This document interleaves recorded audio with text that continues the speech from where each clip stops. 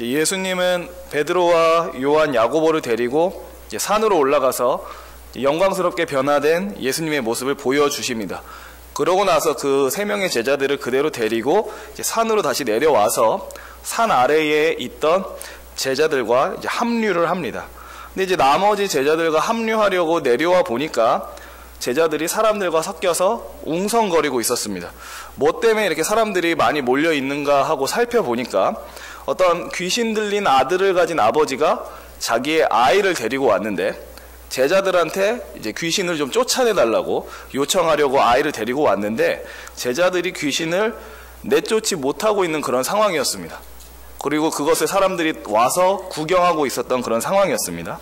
그래서 예수님은 모여있는 사람들을 가리켜서 이제 믿음이 없는 세대라고 꾸짖으십니다. 그러니까 예수님이 보셨을 때는 지금 귀신을 쫓아내지 못하고 있는 제자나 또 귀신 들린 아들로 고생하고 있는 아버지나 또 그것을 가지고 시비 걸고 있는 종교 지도자들이나 또 무슨 재미있는 구경거리 났다고 모여서 구경하는 사람들 전부 다 예수님이 보셨을 때는 믿음이 없는 사람으로 보였습니다. 그리고 예수님은 아버지에게 말하기를 아이를 데리고 와라 라고 말씀을 하십니다. 아이를 예수님께 데려오자 그 아이 안에 들어가 있던 귀신이 예수님을 보고서는 깜짝 놀라서 아이로 하여금 심한 경련을 일으키게 합니다. 막 땅에 엎드려지게 하고 구르게 하고 막 거품을 흘리게 만듭니다. 그래서 예수님이 아버지한테 묻습니다. 언제부터 이렇게 되었느냐 라고 묻자 아버지가 대답을 합니다. 이 아이가 어릴 때부터 이렇게 귀신이 들려서 고생하고 있었습니다. 귀신이 그를 죽이려고 막 물에도 던지고 불에도 던지고 이렇게 해왔습니다 라고 얘기를 합니다. 그리고는 예수님께 부탁을 합니다. 22절 말씀은 제가 읽겠습니다. 귀신이 그를 죽이려고 불과 물에 자주 던졌나이다. 그러나 무엇을 하실 수 있거든 우리를 불쌍히 여기사 도와주옵소서. 그러니까 좀 자신을 좀 도와달라는 요청을 예수님께 하니까 예수님이 곧바로 대답하시기를 23절에 우리가 잘 알고 있는 구절입니다. 이렇게 대답을 하십니다. 뭐든 할 수 있거든 좀 도와주십시오 라고 물어보니까 예수님이 대답하시길 예수께서 이르시되 할 수 있거든이 무슨 말이냐? 믿는 자에게는 능히 하지 못할 일이 없느니라 라고 대답을 하십니다. 그러니까 그 자리에 모여있던 사람들을 가리켜서 예수님은 믿음이 없는 세대라고 말씀을 하셨지만 반대로 믿는 자에게는 모든 것이 가능하다 라는 말씀을 하십니다. 그러니까 이 말의 의미는 할 수 있거든 해주세요 라는 말이 틀렸다는 의미와 동시에 예수님은 모든 것을 하실 수 있는 분이다 라는 그런 의미였습니다. 그러니까 믿는 자한테는 하지 못할 일이 없다, 믿는 자에게는 능치 못함이 없다라는 말을 듣자마자 아버지가 곧바로 대답하기를 24절은 한 목소리로 다시 한번 읽어보도록 하겠습니다. 곧 그 아이의 아버지가 소리를 질러 이르되 내가 믿나이다 나의 믿음 없는 것을 도와주소서 하더라. 예수님이 믿는 자에게 능치 못함이 없다라는 말을 하시니까 그 말을 듣자마자 아버지가 소리를 질러서 외칩니다. 믿습니다. 저의 불신앙을 도와주십시오. 근데 이 말이 되게 재밌는 말입니다. 믿습니다. 저의 불신앙을 도와주십시오. 그러면 지금 이 사람이 말하고 있는 말을 살펴보면 그의 외침, 믿습니다라는 말이 사실 거짓이라는 것을 알 수 있습니다. 왜냐하면 그가 믿습니다라고 말하자마자 솔직하게 자신의 상태를 얘기를 하는데 나의 믿음 없는 것을 도와주십시오라고 말하고 있기 때문에 그렇습니다. 믿습니다. 하자마자 못 믿겠으니까 믿을 수 있게 도와주세요 라고 지금 요청을 하고 있다는 겁니다. 이 아버지가 예수님을 제대로 믿지 않음에도 믿습니다라고 갑자기 이렇게 크게 소리쳐 외친 이유는 뭐 어떤 것인지 잘 아실 것 같습니다. 어릴 적부터 귀신이 들려서 죽을 고생을 하고 있는 아들을 보자니 아버지로서 마음이 너무 아프고 애끓기 때문에 이 아들을 위해서 어떻게든 뭐든지 하고 싶은 심정에 믿습니다라고 외쳤다라는 것을 알 수 있습니다. 지금 이 아버지는 믿습니다라고 외치면서도 솔직하게 이제 자기가 믿지 못하고 있다라는 것을 얘기를 하고 있는데요. 그럼 여기서 이제 질문이 생깁니다. 그럼 이 사람 안에는 신앙도 있고 불신앙도 있는 것 같고 이 사람 안에는 믿음도 있는 것 같고 믿음이 없는 것 같기도 한데 그럼 이 사람을 가리켜서 믿는 사람이라고 해야 되냐 아니면 믿지 않는 사람이라고 해야 되냐라고 하는 궁금증이 좀 생길 수가 있습니다. 말로는 분명히 믿습니다 라고 말은 하는데 곧바로 솔직하게 말하기를 믿지 못하겠으니까 믿도록 도와주십시오 라고 말을 하고 있으니까요. 그러니까 애매한 태도를 취하고 있다는 겁니다. 이 사람이 믿는 건지 안 믿는 건지, 이 사람이 신앙이 있는 건지 없는 건지. 근데 사실 여기서 본문은 사실 더 중요한 걸 얘기하고 있습니다. 지금 이 아이의 아버지가 잘 믿는 사람인지 아닌지 구분하는 것보다, 이 아버지가 신앙이 강한 사람인지 그렇지 않은 사람인지 구분하는 것보다 더 중요한 사실은 따로 있습니다. 그게 뭐냐면, 자기 스스로 솔직하게 고백하기를 제가 믿음이 없습니다 라고 말하는 이 아버지가 지금 예수님 앞에 와 있다라는 겁니다. 예수님 앞에 도움을 청하러 지금 와 있다라는 겁니다. 그게 훨씬 더 중요합니다. 믿습니다. 믿는 것처럼 보이는지 아니면 그렇지 않은지, 신앙이 있는지 없는지보다 더 중요한 거는 지금 이 아버지가 예수님 앞에 나와 있다라는 겁니다. 이 아버지가 예수님 앞에 왜 나와 있을까요, 지금? 왜 지금 이 아버지는 예수님 앞에 나와서 간청하고 있을까요? 말로는 믿지 못하겠다고 얘기하고 있지만 그 사람 마음속에 믿음이 있기 때문에 그렇습니다. 어떤 믿음이 있기 때문에 그러냐면, 내가 지금까지 내 아이에게 들어간 귀신을 쫓아내기 위해서 별의별 방법을 다 써봤지만 통하지 않았다. 하지만 예수님이라면 내 아이 속에 들어가 있는 귀신을 내어 쫓아줄 수 있으리라 라고 하는 그 어떤 작은 믿음, 기대가 있기 때문에 지금 예수님 앞에 나와 있는 겁니다. 말로는 못 믿겠습니다라 말하지만 그가 예수님 앞에 걸어 나와서 지금 아들 데리고 왔다는 것 자체가 믿는다라는, 그게 이미 그 행위를 통해서 다 드러나고 있다라는 거죠. 예수님, 당신은 쫓아내 주실 수 있을 거라고 믿어서 내가 지금 여기까지 왔습니다라는 게 이 안에 전제되고 있다라는 거죠.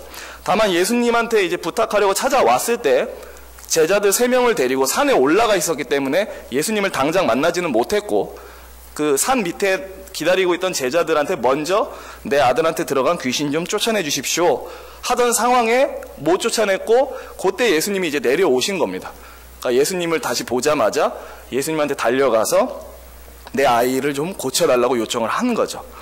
그리고 예수님은 이제 아이를 불러오라고 한 후에 귀신을 내쫓으시고 다시는 그 아이에게 들어가지 말라고 명령하십니다. 귀신은 소리를 지르고 아이로 하여금 심한 경련을 일으키게 하면서 나갔고, 이렇게 해서 귀신 문제가 해결이 됩니다. 이 축기가 끝난 다음에 나중에 제자들이 조용한 곳에서 예수님한테 따로 물어봅니다. 28절에 뭐라고 물어보냐면, 집에 들어가심에 제자들이 조용히 묻자오되 우리는 어찌하여 능히 그 귀신을 쫓아내지 못하였나이까? 지금까지는 귀신을 다 잘 쫓아냈는데 왜 이번에는 귀신이 쫓아내지지 않았죠, 예수님? 이렇게 물어봅니다. 그러니까 예수님이 대답을 하십니다. 29절 함께 읽도록 하겠습니다. 이르시되 기도 외에 다른 것으로는 이런 종류가 나갈 수 없느니라 하시니라. 근데 사실 이게 좀 면밀하게 이 흐름이랑 문장을 살펴보면요, 좀 이상하게 들립니다. 왜 이상하게 들리냐면, 예수님이 제자들한테 얘기하시죠. 너희가 귀신을 못 쫓아낸 이유는 너희가 기도를 안 해서 그렇다라고 얘기를 하십니다. 근데 이거 본문 읽어보시면 예수님이 귀신을 쫓아낼 때 기도하시고 쫓아내는 장면이 나오나요? 그러니까 예를 들어서 베드로의 장모를 고치기 전에는 기도하고 고치시고, 또 오병이어 사건을 행하기 전에도 기도하고 고치시고, 그러니까 우리가 잘 알거니와 예수님이 모든 사역을 할 때는 항상 하늘에 계신 성부께 기도하고 사역을 하시는 걸 봤어요. 근데 사실 이 귀신을 쫓아내는 본문에서는 성부께 기도하고 귀신을 쫓아내는 장면이 나오지 않습니다. 근데 예수님이 말씀하세요. 귀신 못 쫓아낸 거는 너희가 기도 안 해서 그래. 이상하지 않습니까? 아니, 기도를 안 해서 그래 라고 말씀하셨다면 예수님 본인이 기도를 먼저 하는 모습을 보이고 귀신을 쫓아냈어야 됐는데, 예수님이 곧바로 그냥 귀신을 쫓아내 버리세요. 기도하는 장면 없이. 이게 뭘까요? 예수님은 분명히 그 자리에서 기도하는 모습을 보여주지 않았지만 그 아이의 아버지가 기도를 했습니다. 누구한테 기도했냐면 자기 앞에 서 계신 예수님께 기도했어요. 뭐라고 기도했냐면, 믿습니다. 나의 믿음 없는 것을 도와주소서. 기도죠. 내 아이에게 들어간 귀신을 쫓아내 주십시오. 믿습니다. 믿음 없음을 도와주십시오. 이게 그냥 이 아버지의 기도입니다. 그러니까 예수님 앞에서 기도한 사람이 있었다라는 거예요. 그게 누구냐면 아이의 아버지입니다. 그러니까 제가 말하고 싶은 건 뭐냐면, 예수님은 일평생 성부 하나님께 기도하면서 사셨지만 이 순간만큼은 고난 가운데 살아가는 인생들을 불쌍히 여기시는 그들의 기도를 들어주시는 하나님으로 서 계셨다라는 겁니다. 예수님이 그 자리에서는. 예수님이 그때 그 아이의 아버지 앞에서는 모든 것을 하실 수 있는 전능하신 하나님으로 서 계셨기 때문에 말씀하시기를 믿는 자에게는 능치 못함이 없다라고 얘기를 하신 겁니다. 예수님은 기도하시지 않았지만 누가 그 자리에서 기도하고 있었냐면 아이의 아버지가 전능하신 하나님인 예수님 앞에 간절히 구하고 있었다라는 거죠. 같은 얘기를 마태복음 17장에도 다루고 있습니다. 그러니까 똑같은 얘기요. 이 아이, 귀신 들린 아이를 데려오고 쫓아내주는 내용이 마태복음 17장에서 나오는데요. 거기서도 제자들이 물어봅니다. 왜 우리가 귀신을 못 쫓아냈습니까? 근데 대답이 달라요. 마가복음이랑. 우리가 읽은 마가복음에서는 너희가 기도하지 않아서 못 쫓아냈어 라고 얘기를 하지만 마태복음에서는 너희의 믿음이 작기 때문에 못 쫓아냈다라고 얘기를 합니다. 그럼 이 마태복음과 마가복음을 같이 생각했을 때 두 가지 단어가 이제 연관되어 있다는 걸 알게 됩니다.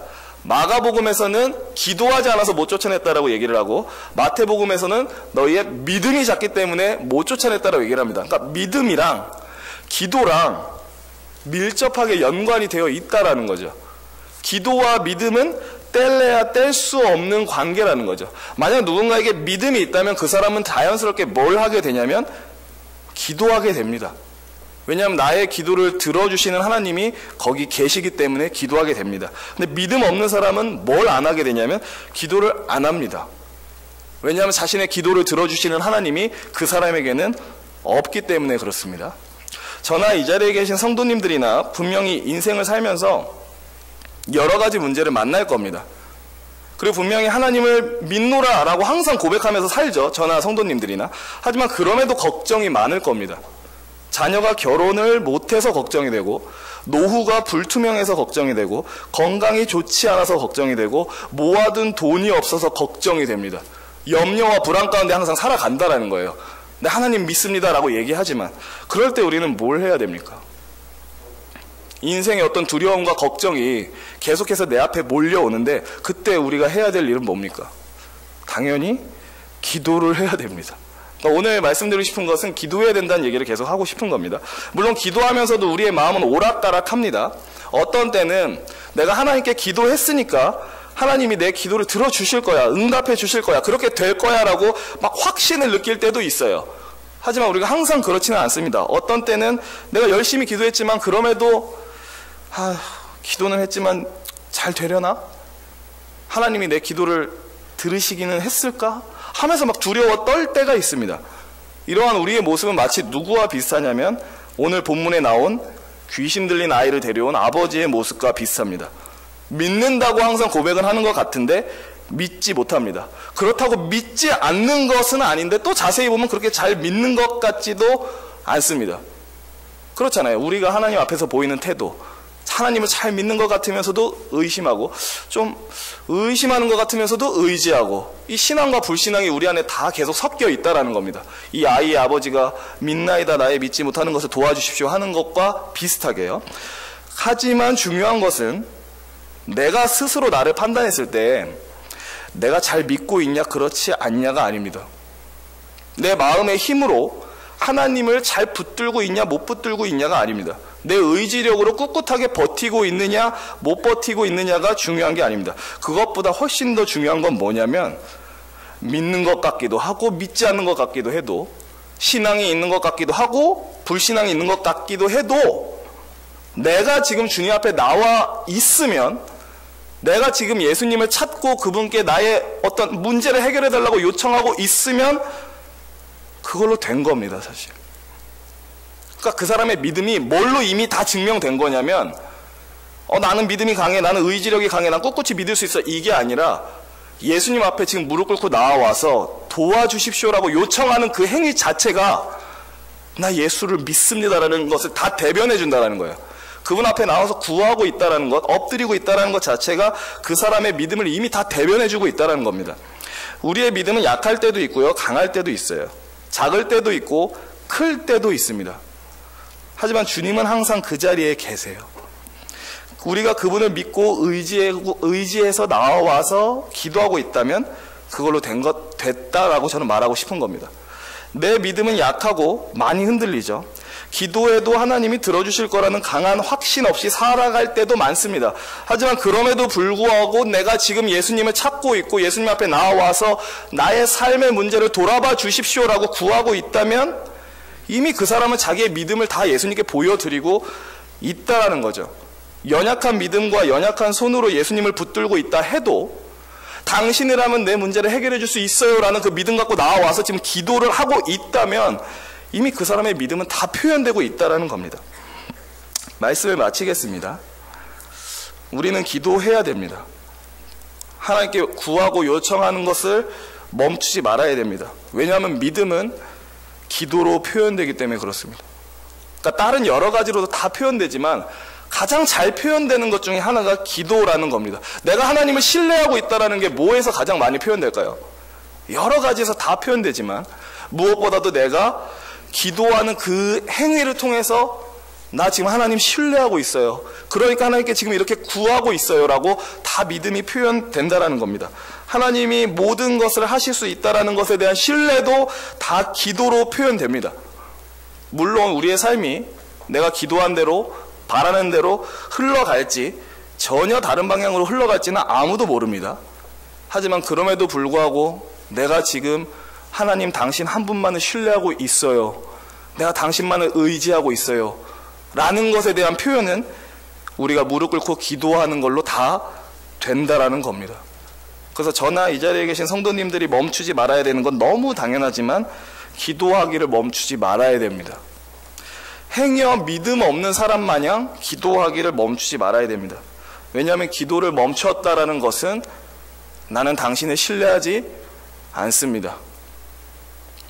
기도하기를 멈췄다는 것은 나는 더 이상 당신께 소망을 두지 못하겠습니다라는 일종의 불신앙의 표현이 되기 때문에 모든 성도는 사실 기도하기를 멈추지 말아야 됩니다. 그래서 제가 말씀드리고 싶은 것은 너무 당연한 얘기지만 내겐 하나님 외에 소망이 없습니다라는 것을 기도로 표현하시길 바랍니다. 내가 진정 의지하고 신뢰할 수 있는 분은 예수님 당신 한 분밖에 없어요. 이거를 기도로 표현하시길 바랍니다. 당신만이 나의 반석이시고 나의 피할 산성이심을 기도로 드러내시길 바랍니다. 그러니까 나의 믿음이 있음을 가장 먼저는 기도하는 걸로 자꾸 하나님께 증명하고 표현하라는 것입니다. 그게 중요합니다. 내가 봤을 때 난 믿음이 강해, 모질라 이게 아니고요. 또 주변 사람이 평가했을 때 당신은 믿음이 참 강하군요, 그렇지 않군요, 이거 다 떠나서 더 중요한 건 뭐냐면 내가 지금 예수님 앞에 나오고 있느냐, 그 앞에 나와서 간구하고 간청하고 있느냐. 왜냐하면 그 행위가 내가 예수 당신을 신뢰합니다라는 것을 이미 다 표현해 주기 때문에 그렇습니다. 예수님을 믿지 못한다면 기도하지 못합니다. 그분이 어떤 전능한 능력을 갖고 있다라는 생각을 갖지 않으면 기도하지 못합니다. 그분이 내 인생의 문제를 해결해 주실 수 있습니다라는 그런 마음이 없으면 기도하지 못합니다. 그래서 기도는 우리의 믿음을 대변해 주는 가장 뚜렷한 표지 중에 하나입니다. 그래서 이 자리에 계신 저나 성도님들, 항상 기도하시는 분들이겠지만 그냥 말씀드리고 싶은 것은 그냥 한 해 내내 기도하기를 멈추지 않으셨으면 좋겠습니다. 하나님께 내 모든 신뢰와 소망을 둡니다. 내 믿음은 강하기도 하고 약하기도 하지만 그래도 나는 당신을 믿기에 나와 간청합니다 라는 태도로 우리가 그렇게 살아가면, 그렇게 하나님께 매달리고 신뢰를 두는 자는 하나님이 자신의 영광을 위해서 하나님의 역사하심을 보여주실 줄 믿습니다. 기도하겠습니다. 하나님 아버지, 우리의 모습은 마치 아이를 데려온 아버지의 모습과 같습니다. 말로는 믿습니다라고 얘기하지만 또 한편으로는 믿지 못해서 두려워할 때도 있습니다. 하지만 주님, 이 시간 기억하는 것은 내가 믿음이 강하냐 강하지 않느냐, 내 신앙이 뜨겁냐 뜨겁지 않느냐, 견고하냐 견고하지 못하냐를 떠나서 내가 지금 예수님 앞에 나오는 것이, 예수님께 나와 기도하는 것이 훨씬 더 중요하다는 것을 생각합니다. 우리 이 자리에 있는 저나 우리 성도님들 모두 2018년 한 해 동안 기도하기를 멈추지 않게 하여 주시고, 기도를 통해서 내가 신뢰하는 분이 오직 하나님 한 분이라는 것을, 내가 소망을 두고 있는 분이 오직 예수 그리스도 한 분이라는 것을 기도로 항상 표현하게 하여 주시옵소서. 그래서 우리 주 예수 그리스도께서 우리의 기도를 들으시고 또 당신의 영광을 위해서 우리를 위해 놀라운 일을 행해 주실 것을 기대합니다. 우리의 삶을 인도하시고 돌보아 주시옵소서. 예수 그리스도의 이름으로 기도합니다. 아멘.